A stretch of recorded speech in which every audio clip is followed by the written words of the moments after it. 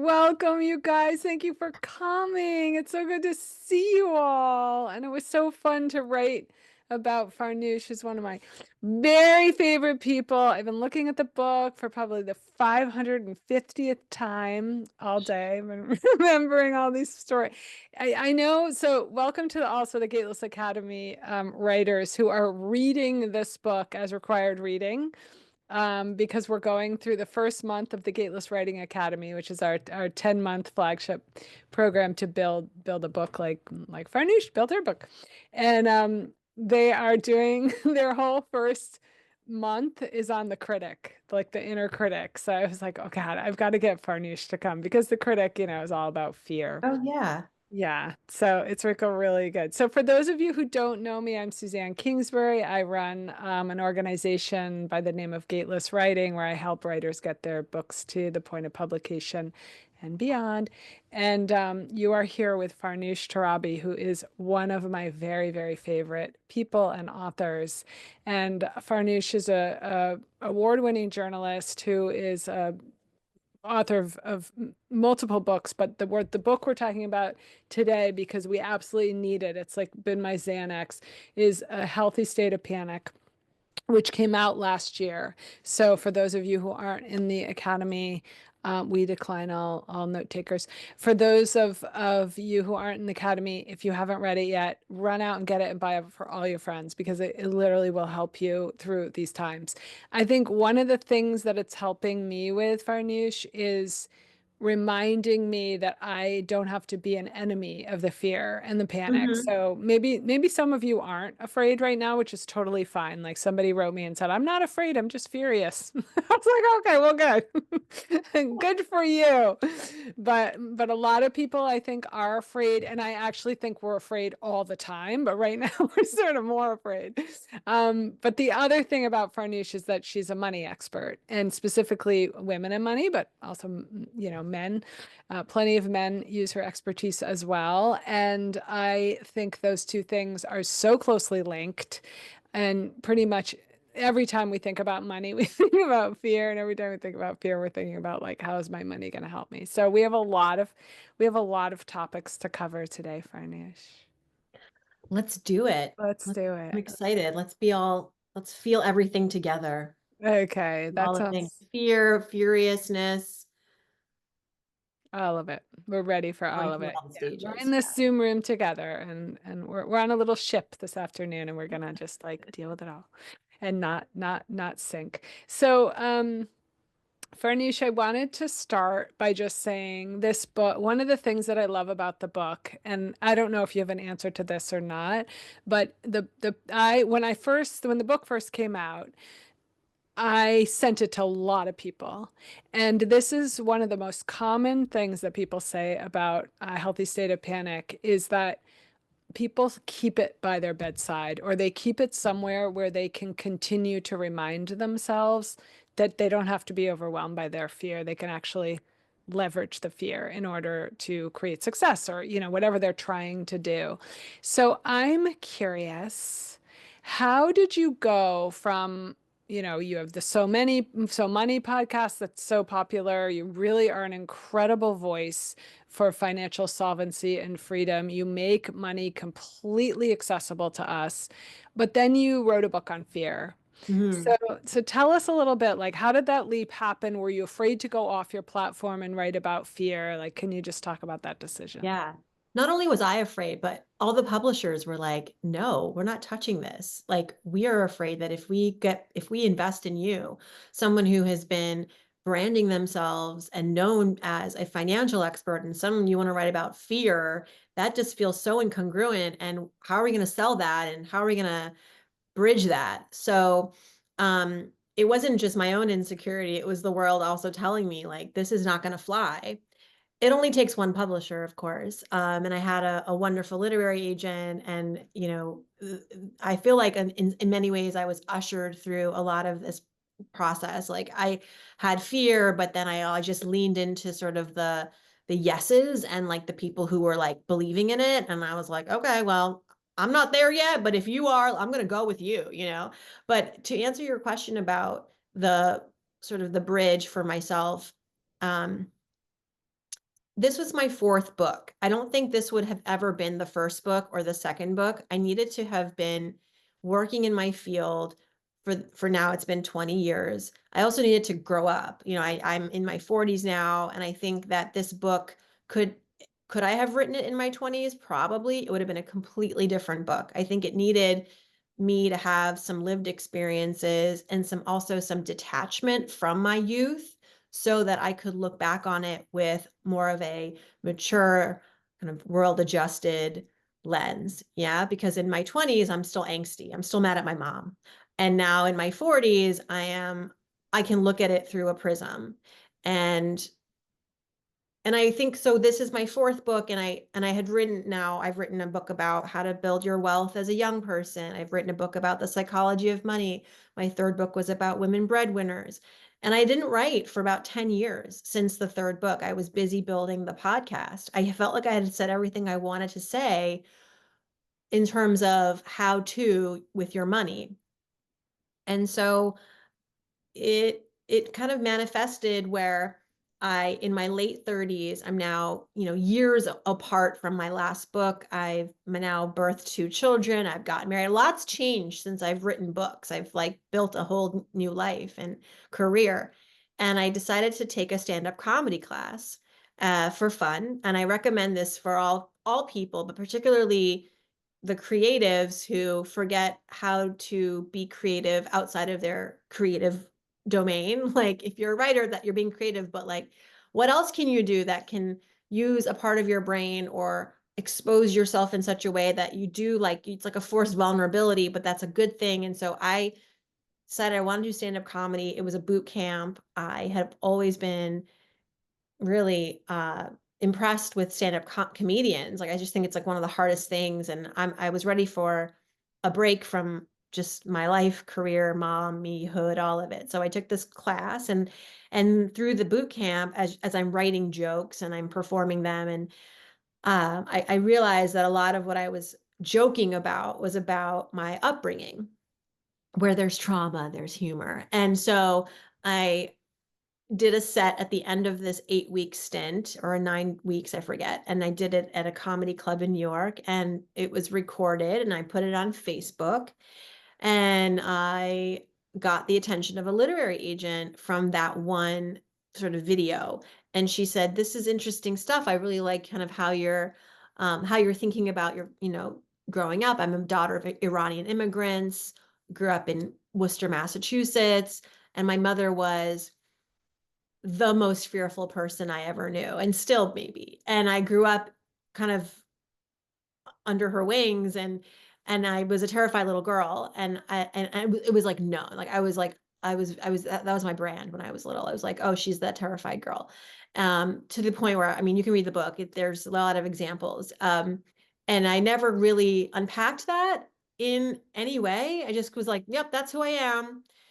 And then in the stand-up comedy exercise, I got a chance to sort of like look at it and find the humor, but also like as I started to write more and off the stage about sort of the truth of it all, and how fear has helped me in some weird way. This relationship, this very close relationship that I have with fear that I inherited from my mother, and also the world around me. And so it was this literary agent who sort of plucked me out of this like stand-up comedy video and said, I encourage you to write more if there's more to be said. And I said, sure, I can definitely do that. And then we entered into the pandemic, and I definitely had more time to write. Well, sort of and not. I mean, I was like busy in the pandemic as a mom, but I also like was really needing this to like it was giving me life in the pandemic, that this opportunity to sort of like get creative and write. And so, but I kept asking my literary agent, I was like, what are we doing? Am I going to sell a book of essays? Like, I am not that person. I'd love to be that person. She goes, trust me, the market is changing.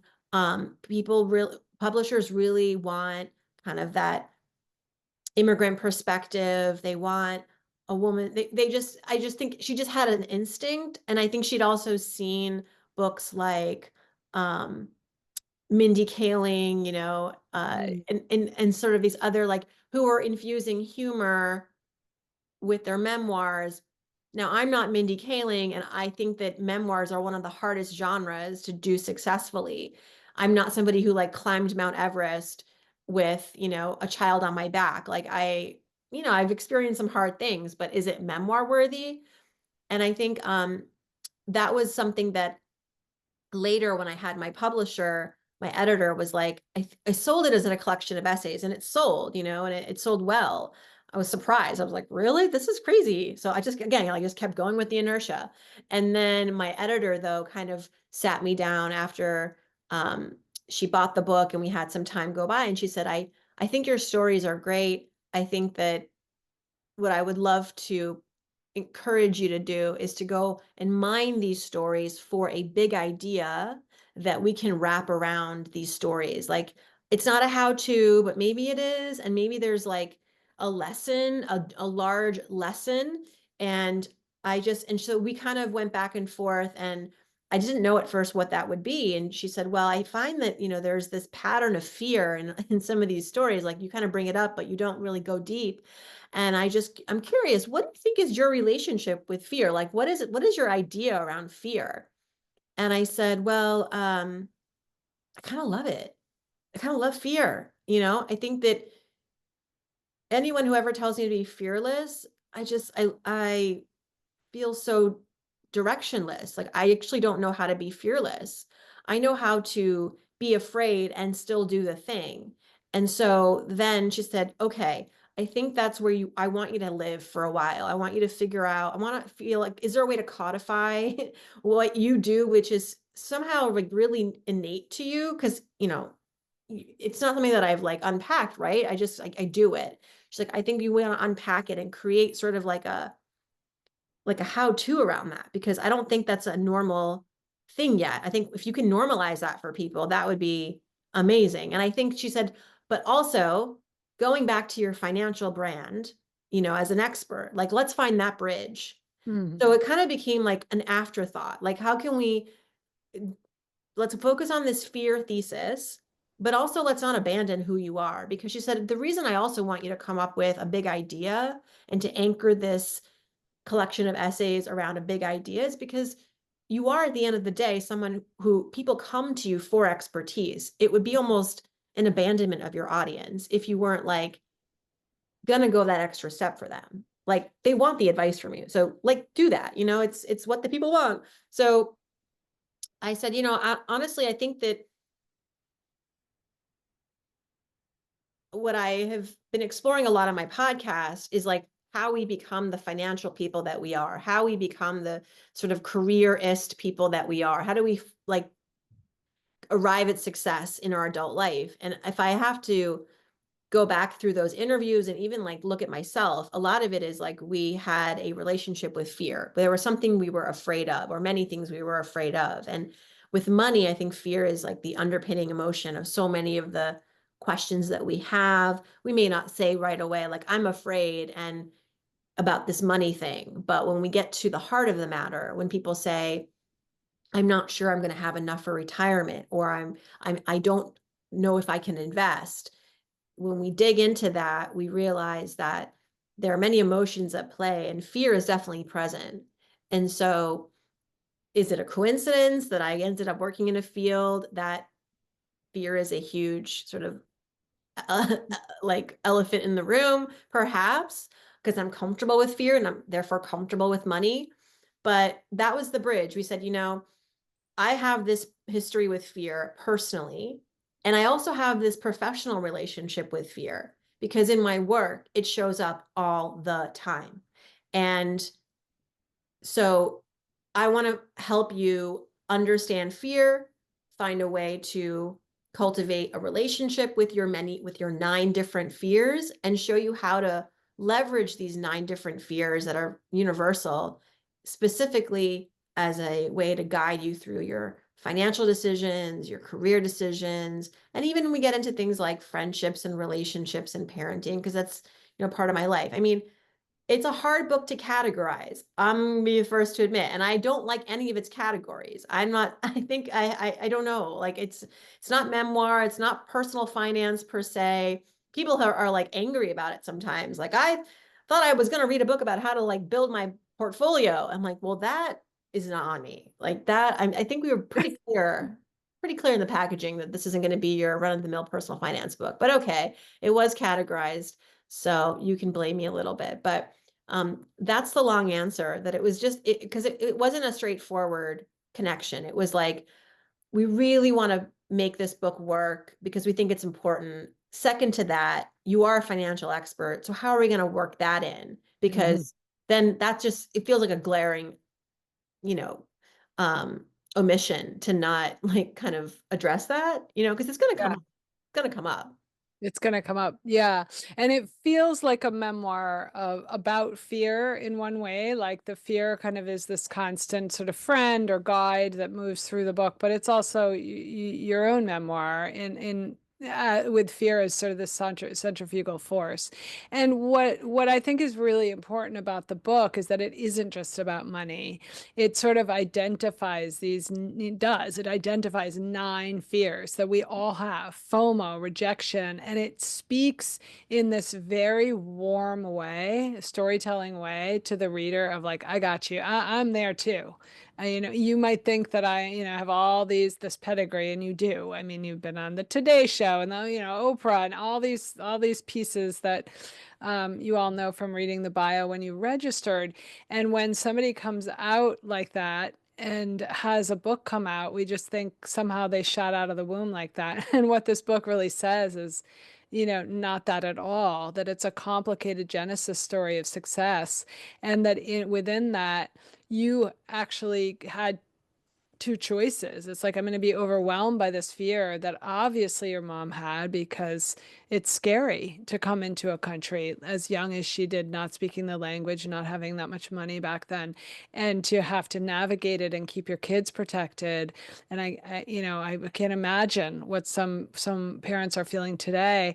And then on the other side of that, sort of wanting what you wanted. I mean, you were quite driven. So the fear early on, it could have been in contrast to the part of you that really wanted things in life. You Yeah. wanted to move to New York. You wanted to be in journalism. You didn't just want to sit behind a desk no one knew about, but you went out and were big in the world. And I'm just curious about the meta nature of this book in terms of you being an author. Because Mhm. when I see, after being in the industry for 25 years and working with authors and books and all the academy writers and everything, it's very clear that writing it sort of triggers this feeling of panic sometimes and fear. And I don't know if I can do this. I don't know if I'm skilled enough, talented enough, young enough, old enough. Like all those fears come up. And I'm curious, while you were in the middle of writing it, when those feelings came up, because it wasn't exactly, I can remember when those 9 fears, it was like, okay, this is how the book is going to be organized. And then there were a lot of questions, like, are these too close together? And like, which stories should I have? And which research? All those questions can turn into the critic. And how did you manage that as a writer? Uh, The fear.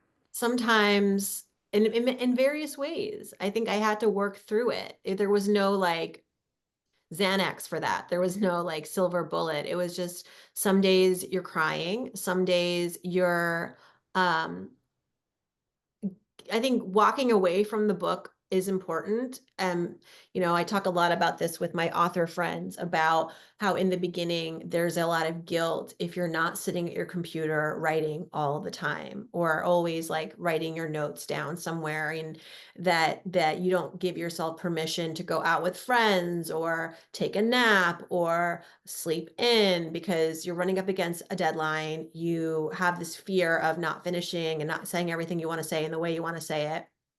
And so, but that is not healthy. And I think there is a lot of benefit to stepping away from the material, getting back into the doldrums of life, living your life. And we call it like the gestation of the book. Like, I booked there were moments like panic moments where I was like, I have to get out of the house. I have to focus on this book. I'm leaving my family. I'm booking a hotel room. I'm spending all this money to go hide into a hole. And and I wouldn't write a single thing during those 2 days. I would just like, like go for a walk and then like drink a glass of wine and watch some Netflix and like sit in the lobby and listen to people's conversations. And you know what? I think it was so awesome to do that. Like looking back, I remember, putting the book then, because I think when you're 24/7 thinking about your work, to go back into the real world and then let it like live in the world, and like I would think about my writing in the context of what I was hearing a couple talk about, as I would sneak an ear to their conversation at their drink table. And or you're just walking and something about just the fresh air. And so I think when I was having that fear, that panic, and again, this is in hindsight, so I'm giving you the advice. I don't think I did a perfect job of it while I was writing the book, but I do think that stepping away from the material and giving yourself permission when you have that fear, let it be a sign that I need to like get some distance because I am so close to the material that I cannot even see beyond the words, and you can't digest this right now. You can't solve some complex things right now because you're just so, so deep in it. Um, and I think it's important to not talk to everybody about your book. I mean, like it's such a lonely process. And I think not a lot of writers talk about that, and so I was so grateful to have Suzanne. Thank God. I think it was not just like a professional tool to have you in my to have you in my court, but also a mental health benefit because like the book, me, and nobody else does except the editor reads it twice, maybe, like isn't really in the pages with you. So having a companion who can help to bring another set of eyes to the material, who is paralleling this whole journey with you, I think is so critical because otherwise it's an abyss. It's like you're so alone. And I don't know if I'm answering your question, but I mean, it was a Yeah, no, you combination of really like, are. and I Yeah. think it's also the fears that I had specific to the book were one of them that is just has always like I've always been reminded of it is who will care? Who will care? Like really, I'm making a big deal out of nothing. People don't need to be reading about my life. Everything worked out. Like, why is this? Why, what? Like, I don't, again, it's because I had that complex of like this, it's like, I'm not Tina Fey. I'm not like the funniest, sharpest writer.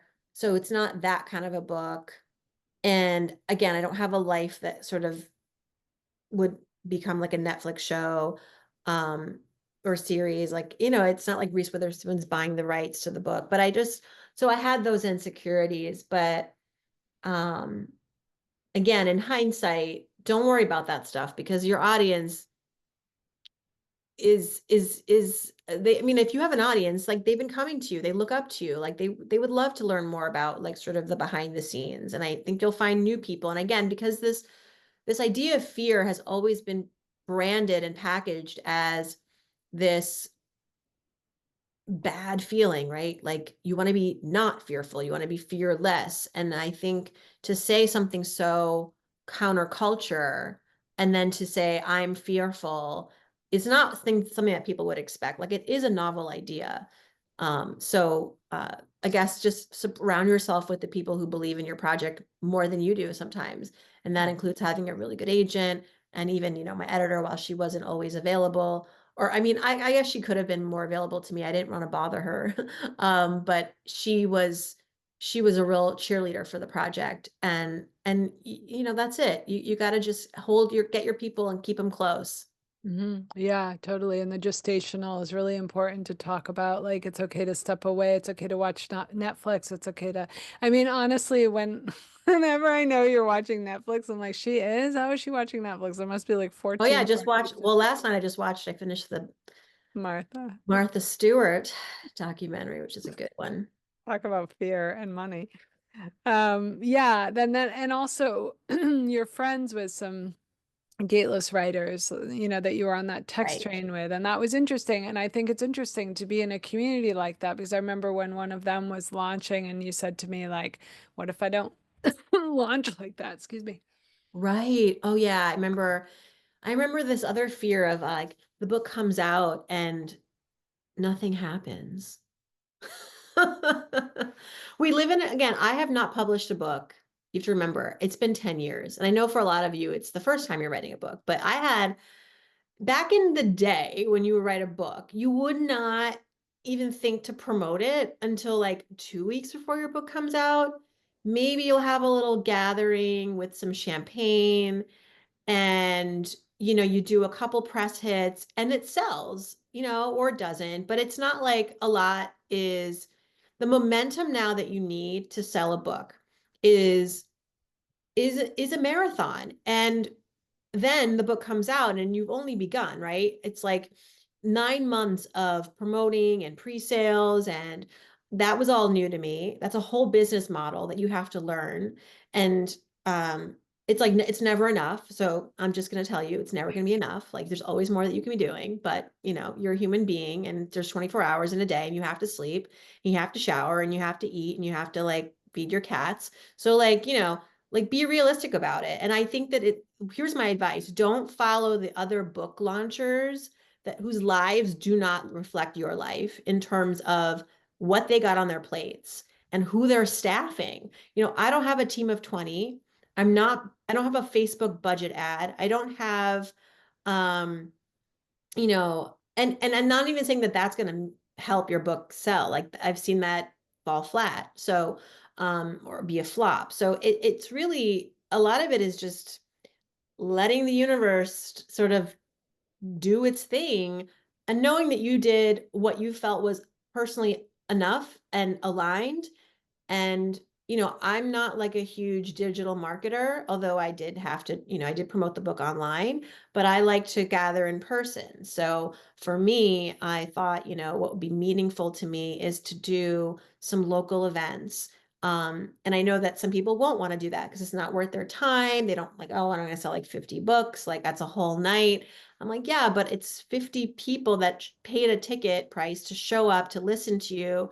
I mean, it's meaningful and it's like how I like to hang. So is that allowed? Like I want to do something that I want to do this my way. And so it wasn't like this splashy, like people lined up around the Barnes and Nobles in Union Square kind of launch.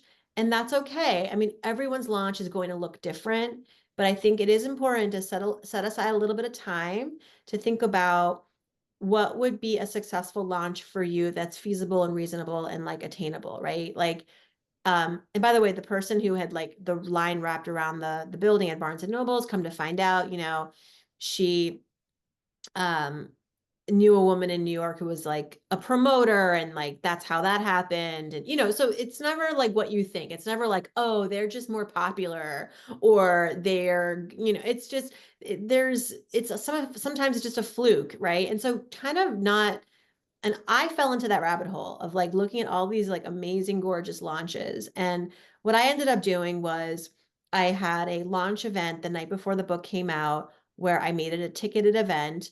Um, I used to be a producer, so I'm a logistics ninja, and I booked a hotel restaurant outside in Brooklyn. On a Monday night, you can negotiate a pretty good deal because no one's really going out. A lot of times places are closed Mondays, so you can usually get a nice, like, relatively good deal. Made it ticketed, so I invested, but not as much as I would have had to.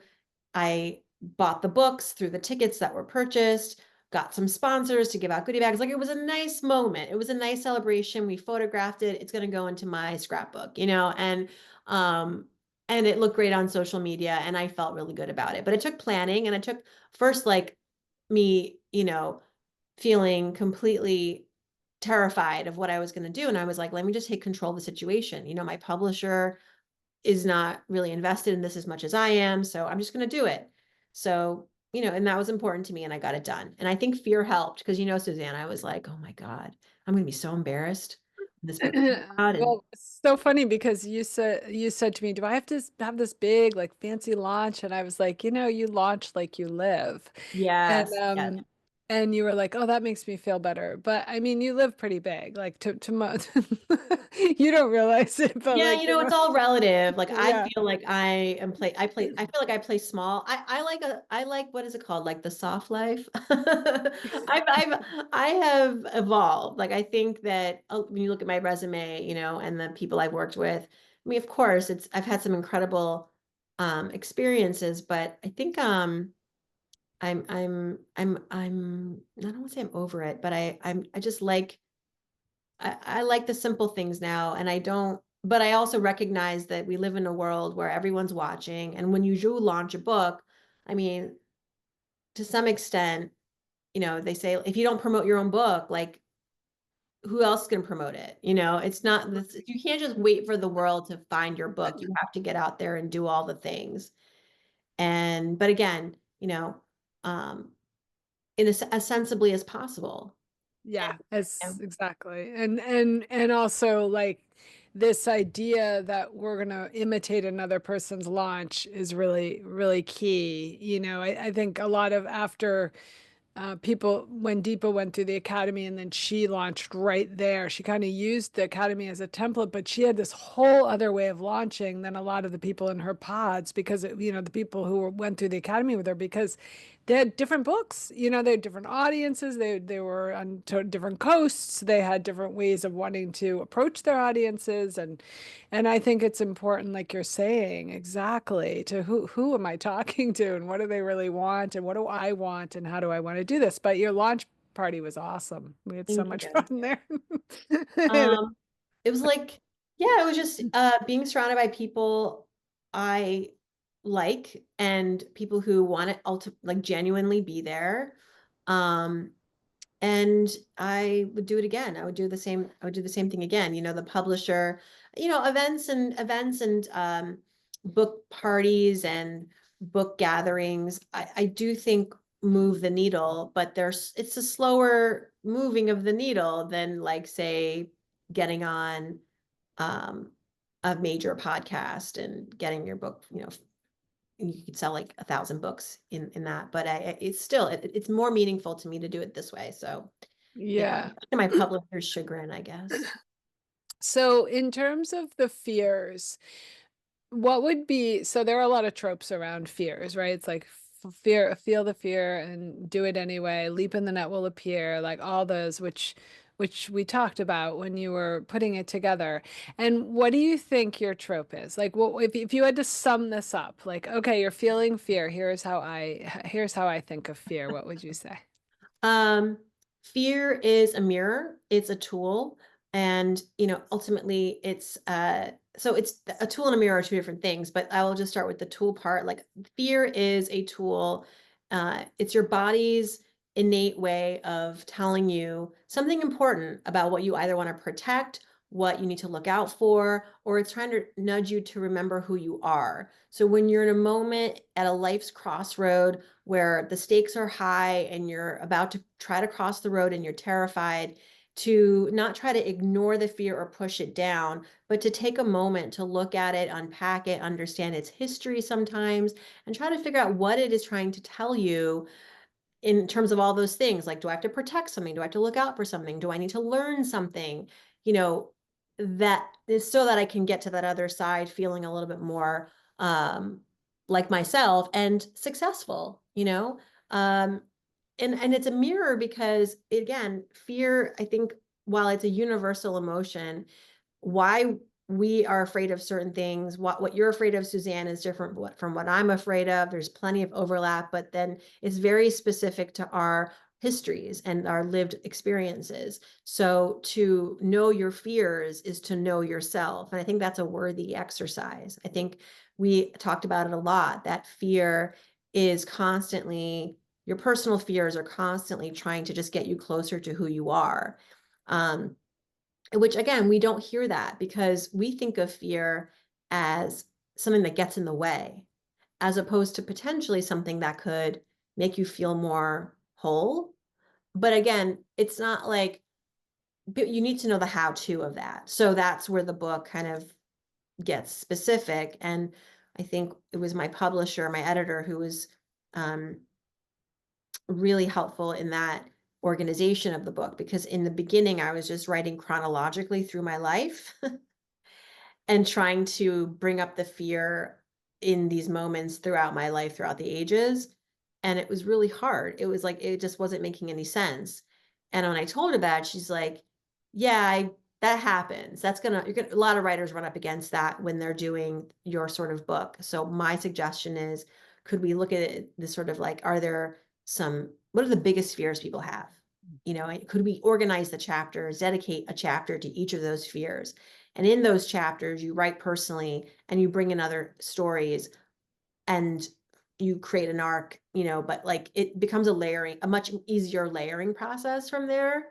Yeah. Um, Yeah. and then you just feel like you're just anchored, again, back to my personal finance background, my how to writer background, that felt so clearer to me and more like I knew how to do that. I was like, okay. She said, think of every chapter like it's a New Yorker article where or New York Magazine article, like one of those like, 8 pagers where it's like the author immerses you into a scene in the beginning, and then there's like a nut graph, like some sort of, big, like we say, global frame, big idea. And in every chapter, there is a pattern to every chapter where we start with a story, then we get into what is the fear from this story, why is it normal?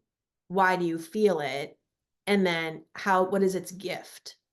And then we get into more of that gift and the various gifts that this fear gives you, and how to question the fear, how to recognize the fear, and ultimately how to use it to get to where you want to go, and with more confidence.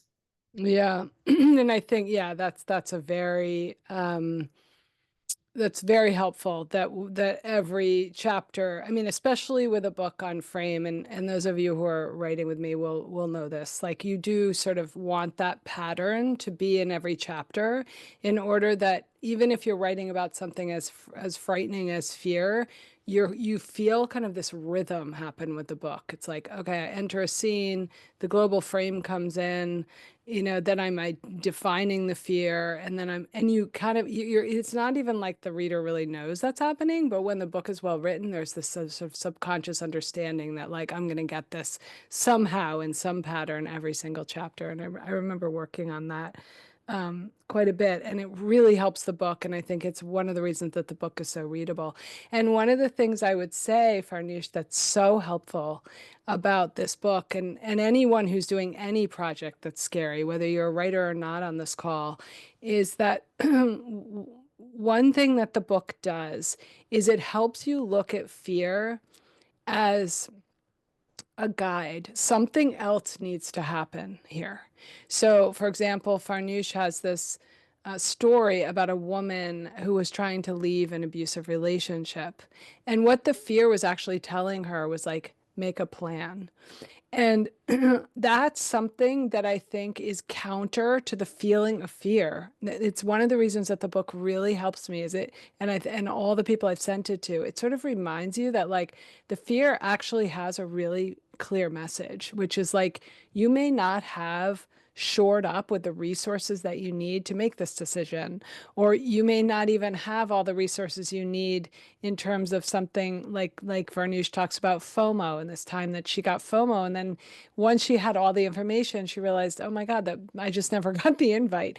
So sometimes it's around sort of unpacking where you need to be shored up in terms of resources. What is your pragmatist trying to say in all this fear? And how can you resource yourself so that the fear is a little less? And that's so helpful, Farnoosh, and it's very rare that we go that deeply and really look at it in that way. So I loved that. Thank you. Yeah, thinking about the woman in this example of being in an abusive relationship. I think when we think of fear, we're only allowed 3 options, right? Or when we experience fear, it's like you either have to flee, you have to fight, or you have to freeze. And if I could offer a fourth F, it would be let's figure it out, right? Like we have this, it's hard. We have to go against kind of what we think our body wants us to do because like it feels good to like do something immediately when you're afraid, right? Like action is the antidote to anxiety, but we mistaken that with like immediate action versus like take a minute. Like even just pausing is action, right? To think and reflect and then do something because working with all that adrenaline is not actually a good thing. You don't want to make a knee-jerk reaction. Ends up it leads to regret. It leads to mistakes and inadvertent failure. And I think, if we just even grant ourselves that 10 seconds, sometimes much longer, but even just to breathe for 5 to 10 seconds, to reflect, to go outside, to just, not do something that's going to have permanent damage or permanence to it. It's just like you want to get out of the, and that's fear telling you to do that. Your body wants to be calm. It doesn't want to live in fear. It wants to live in calm. But when the fear shows up, it's like, how can we get back to calm? And our brains, or however we got here, society, culture, hardwiring, it's like, I got to do something. I got to be bold, you know? Because yes, when you're like in a war, then you gotta work and move fast, but I don't talk about fear in those contexts in the book. I talk about these moments where there is capacity to take a minute. You're not like in a dark alley and you hear a noise, right? Or you're considering moving jobs, you're considering starting a new company or breaking up with a friend or leaving a relationship or starting a new relationship. Like these require thoughtful evaluation. And if you're afraid in these moments, pay attention to that fear. What is it trying to tell you to do? And I always say, like, fear loves to live where there is a lack of understanding and knowledge. So, at the very minimum, if you're afraid of something, a good, healthy move is to just get a little bit more education, ask questions, read, talk to someone, because you're trying to fill a void. And because in that void is like, yeah, of course, you're going to be afraid because you don't have all the information that you need to make a good choice. Yeah, that's really, really one of the most helpful things in the for the book and for everyone I know, that it's like, oh, okay, I know how to do this. Now I'm going to make a list and I'm going to use the fear to help shore me up in what I don't have. And I want you guys to be able to ask questions. I'm seeing a lot of, I've been trying to write what you've been saying because it's so wise, Farnoosh, in the chat. So you guys will see some of that. But do you guys have questions? Like, what are you going through right now? What are you feeling afraid of? Or what do you want to know about Farnoosh as an author and a leader in this? And also, like, how's your money situation? Because she has a lot of resources I on that. promised folks I'm going to talk about money, so we can definitely do Mm. that. That's Yeah. of interest. Everyone wants to know about money, I'm sure. So yeah, anything that you have, Save your money. No, I'm kidding. save your money. Yeah, yeah. Don't buy that fancy handbag, even if you really want it. No retail therapy now. So, okay, Kate Newfield. I'm afraid that okay, so she's a writer. I'm afraid that parts of my writing or my story are too raw. Mhm. While I'm being called to write them, it will be too exposing. So Yeah. what should you do about I that? mean, I got a great tip from on just that. I went to, I think Suzanne, you were there with me. We went to go see Tara Schuster, and she talked about her book, her second book, which is Glow in the Effing Dark. Her first book is Buy Yourself the Effing Lilies. And someone said, it's exact question, Kate. And Tara gave a good piece of advice, which was, when I feel this fear, it's my body saying like, it is too soon. You do need to give yourself time to process and unpack and have some distance. Like I said, I couldn't have written this book in the way that I did in my 20s because it would have been like, even that would have been too soon because I hadn't reconciled my relationship with my mom. It was a very fraught time for us. And I don't think it would have been a complete story or like a rounded story. So Tara has a rule of thumb where she will not write about anything personal that has happened in the last 2 years. And that is, I think, a good benchmark, but I also think it's personal. Like maybe, it's maybe it's a years thing, but maybe it's also just like a where am I where am I in the trajectory of this story, of this storyline? Like, do I see things changing? Do I want to make a difference? Do I want to like um fix the problem? But again, it's a personal choice. If you're feeling like you're not ready to tell the story, I think you should honor that. I think that's fear telling you to like take a beat. Right. I would say, because this is a writing question too, write it now. You can decide later. You're not at that point yet where you have to make that decision if you're still writing the story. So I would write it out, write everything that's raw, get it onto the page, have it so that if you want to bring it into publication with you, you can. But a lot of times our minds jump with fear into a future that's not happening yet. And it's really good to have more material and then decide later, like this is too raw for the public, but I'm glad I wrote it and it will be in the white space of the pages. The reader will feel that charge even if it doesn't get in there. So write it, write it. Okay, so this woman is a great question, Kate. Thank you. This woman, I'm trying to find you again, is asking about Social Security and taking Social Security early, which I think is a lot on a lot of people's minds right now in terms of like, the money. So she's 62, Lisa Mhm. Spector, and she's looking into taking Social Security early because it might likely go away under the new administration. How Wow. does she know if she's acting out of fear? So, Lisa, I don't have that same fear that it's going to go away, at least in the near future. And definitely because you're 62, I think you are completely going to get it. Um, I think this is a bipartisan issue. Republicans, Democrats don't want Social Security to go away. We have all paid taxes to ensure our Social Securities will get paid. And if that goes away, like we will have bigger problems, a lot bigger problems. So maybe I'm naive, but I actually looked like a lot into this and I've talked to a lot of Social Security experts and I wouldn't be worried. I think that if you're thinking about withdrawing from your Social Security early because, you just need the money, I think that's valid. I think if you can wait, we know that with every year that we wait until age 70, up until 70, because at 70, then you have to take it out, start to take withdrawals.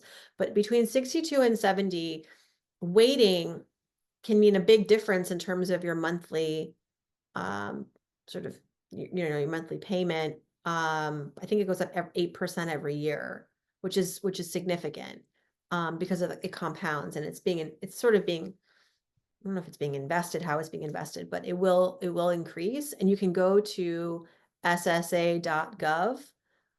We can all do this and just see what our projected Social Security payments will be. And you can look at it from 62, 63, 70. But I'm not afraid that it's going to go away. I actually think I'm going to get it. I'm 44.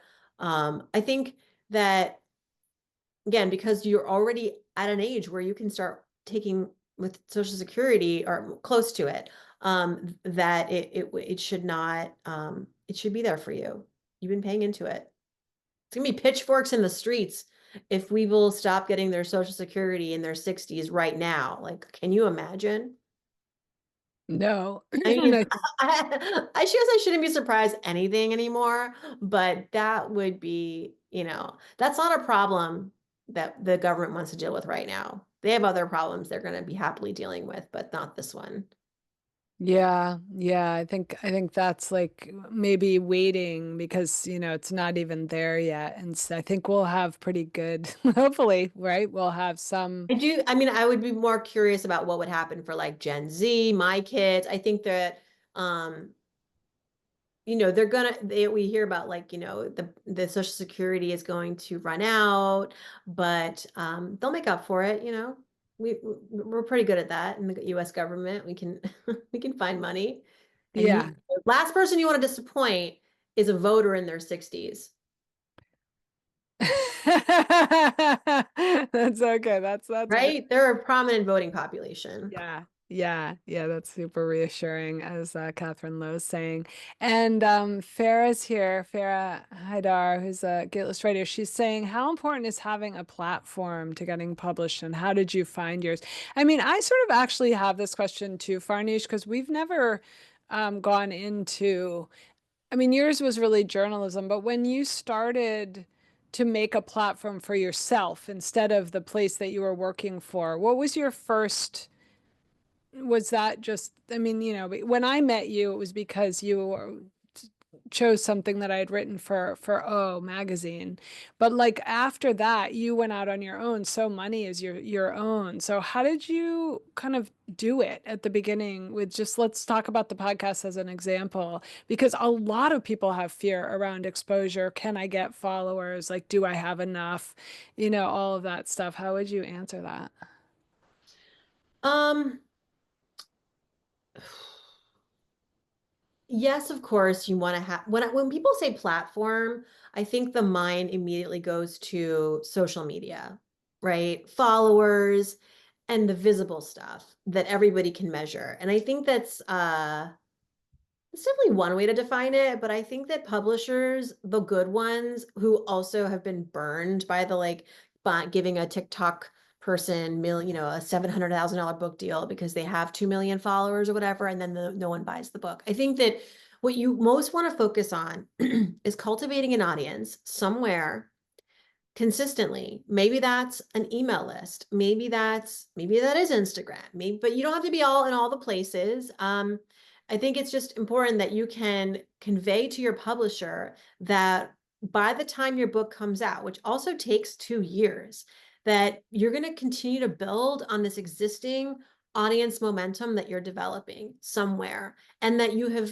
somehow also, if there's a way to also convey that this is like an audience that is invested in learning from you because maybe they have bought or logged or downloaded some of your other programs, offerings, that they're not just liking your stuff, but they're like showing up to your webinars, they're buying maybe a course, they're your clients. And so platform, I think the mistake is to associate it exclusively with these social media platforms.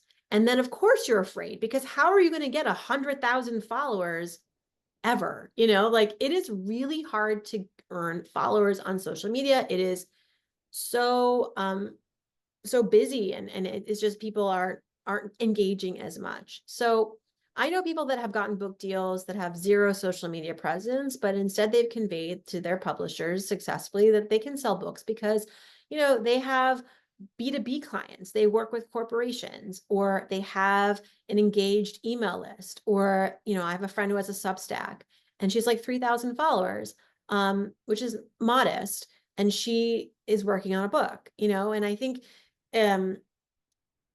Substack too, like some of those are paid followers. So again, it's like thinking about where is the platform that you can show up best consistently, focus on that and make it like your only focus for a while. You can always grow the platforms. I know that this is just me. I mean, there are people that will say, you got to be in all the places all the time. Oh my gosh, okay, if you want to have a nervous breakdown, but I think it's better to just kind of do it step by step. Think of it as a long game, a layering process, and don't be blinded by these folks that do have these seemingly large followers, but it doesn't really materialize. There you can read the articles. There have been a lot of publishers that say, and I host a workshop in the spring called Book to Brand, and the editors will come and they're like, yeah, we don't really, we were sort of the smoke and mirrors of like the 3 million TikTok followers is over. That era is over. And if you have that, that's not a non-starter, but you got to tell us what else. Like, how can you prove to us how these 3 million followers will buy your book? Because that doesn't mean anything. I mean, it's a scattered marketplace. No one's really focused, and you have to promote a book, I heard, like in 10 different places at a time for about one person to go, oh, I should buy this book, So I don't want people to get all rattled around the platform idea and think that it's enough, they can never write a book because they don't have a lot of social media presence. I mean, it's important, but again, a book is a 2-year project. And I think in your proposal, if you have a really good plan in place to build a platform out, that's that is not as powerful as already having the platform, but I think it shows to the publisher that you're serious and that you're going to be invested. And I think having something else too to go with it, say like I already have, a robust email list, I already have a blog following, I already have, these many speaking engagements lined up for the new year. A lot of these folks will call me back when I have the book coming out. This is platform. This is all valid platform. Yeah, it's totally true. And for those of you who are in the academy that are asking, we deal with platform all the time, and I'll explain premise platform to the academy when we're together, and it's really a thing. Sometimes people, Jen Wade, who was in the academy and an alum and has sold really well, she didn't have any platform at all, but she had a great premise, and that can sometimes, there's a million ways to go about it. I think Farnoosh, that's very astute. So, someone is asking about investing in the book. Like, she wants to write a book. I'm trying to find you, love, who asked that question.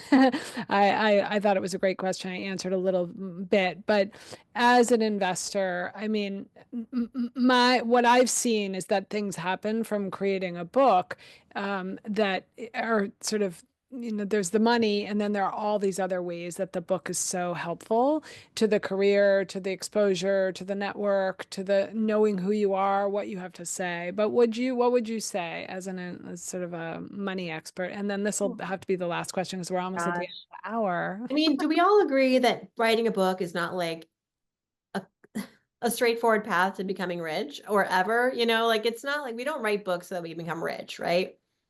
So on top of that, you're going to now invest in a project that's not going to make you money. I mean, it's going to lead to things. I do believe in books. Obviously, I've written 4 of them. They're not my biggest money-making endeavors, but they do directly, but they do lead to opportunities and other projects, and they raise the profile, and it all works out. But this is a question that I think um, it depends on what your goals are for the book. You know, um, if you have limited budget, and I would ask you, what is your priority? Is your priority to write the best book that you can possibly write? Or is your priority to write a decent book, but get it in as many hands as possible? And sometimes both can happen. But in terms of your investments, those are 2 different teams. And, at some point, and the other question is, what can I contribute to the success of this book that could replace the need for hiring and outsourcing? And so for my last book, A Healthy State of Panic, I did not hire a publicity team because by now in my career, if I don't know how to write a good pitch letter to a publisher, to a producer, like, am I even, like what's going on? So I took that responsibility upon myself. I did all the messaging around the book. I did all of the press coordinating, and that, people pay like $6, $8, $10,000 a month for. Where I did invest was in Suzanne, and in, even before Suzanne, a book proposal coach, because that's where I recognized I needed the most help. And because this was such a different kind of book for me, if this was like a how-to book, or like straightforward how-to, even though there is how-to in the subtitle, but you know what I mean? If this was like a financial book exclusively, I think I could have figured that part out a little bit easier on my own. But because this was like the most creative thing I'd ever done, I needed people in my court who were experts at this. So I decided to invest more on the front end, or sorry, the back end, as opposed to post, the book is out. Um, if I had all the money in the world, I would have probably, I don't think I still would have hired a publicist, but I probably would have hired, um, I don't know, maybe someone to help with figuring out how I was going to actually sell more books, um, and I don't even know if those people exist. I mean, there are the people that can help you kind of like, once you have sold a lot of books, to help coordinate those sales so that it's being bought from like local bookstores, and you're getting more sales from like local markets, which is good for like the lists and those New York Times lists and all the ones that we love to hate. So I don't know. I honestly don't know if I would do it any differently. I think I'm now at this timeline in the book where I have sort of like I'm not like I don't promote it, you know, as I was, obviously, but I'm I am doing what comes my way. I'm talking about it with whatever comes my way. And you know, there was a part of me that was like, could I adapt this into something else? And I think I'll still explore that in the new year, but yeah, I haven't given up on the promotion, but it's just, you know, you gotta go back to your life and start making money again. I'm gonna be completely honest. Hear this a lot from authors, which is like, when do you actually go back to making your money in your business? And that's a personal question. I mean, it's about like, what's your runway? I did this thing when I was coming out with the book. I worked with a strategist. Actually, I paid for this woman to help me. I've been working with her many times to help me come up with kind of like a sales strategy that was not icky. Like I didn't want to like cheat the system. Like some authors will like, you know, buy their own books and make it look like they weren't their own purchase. I was like, I don't want to do that. And I want to like um, get the book in circulation more. And she recommended that, and I also was like, I also want to make money, like somehow, maybe during the next 4 months. That isn't because I'm going to be completely in book mode. And she's like, well, why don't you start a mentorship program where you bring people into this book journey process of yours, people who want to learn about books, but also all the other things that you have going on, whether it's like your press stuff, your TV stuff, your podcast world, your brand partnership world. They're all entrepreneurs, and then they pay you to be their mentee, to be their mentor. And as their gift, you get them all like, you know, several books to give out to their audience, you know, their lists. And so it wasn't a huge book selling opportunity for me, but it was a revenue making opportunity for me, which gave me runway to then, you know, spend more time promoting the book and doing these like unpaid things. So, and I'm still doing that. I've now, I'm finishing up my third round of that mentorship program, starting again in January. And it's like the funnest thing I've ever done besides writing this book, of course, but it's like actually like an interesting business model that came out of me kind of like, how am I going to make money? But like, I also don't want to abandon the book. So I found a way to like bridge the book learning and the teachings of the book with, you know, the need to make money. Yeah, that's right. And sometimes you can think about that as you're approaching, the book itself. Like, how is this book going to dovetail into my life as somebody who wants financial solvency? And I think, we talk about that so much in Gateless because you really don't want to do something that's not going to add to your life. And the book will, but it's not like each individual sale of the book. It's not a product that's going to make the money. It's you being the author and having your work out in the world. I mean, Tara Nicole was just here a couple weeks ago. She wrote a book on real estate very early on in her career, couldn't get it published anywhere, put it on Amazon, and it literally has made her so much money, not because it's sold necessarily, but she began to get a platform. She began to get a voice, even though it was self-published. I think Deepa's on the call, and Deepa brought Tara to me. And that, that can happen. Books are adventures. It's a journey. And it's like, do you want to stay out of the journey? Do you want to stay out of the adventure? And if they come to you, if the book comes to you, there's a reason. And usually the book wants to guide your life in a certain direction that's going to be really exciting. But, the book, you're going to get 10% from a major publisher. It's not going to make you a ton of money in terms of that. It's more that it opens up your career. But Farnoosh, I'm just so grateful that you came. I know we passed the hour and it's just been amazing to hear you talk, and to get this hour with you is like gold. I mean, it really is. It's just so exciting. And thank you. Thank you for coming.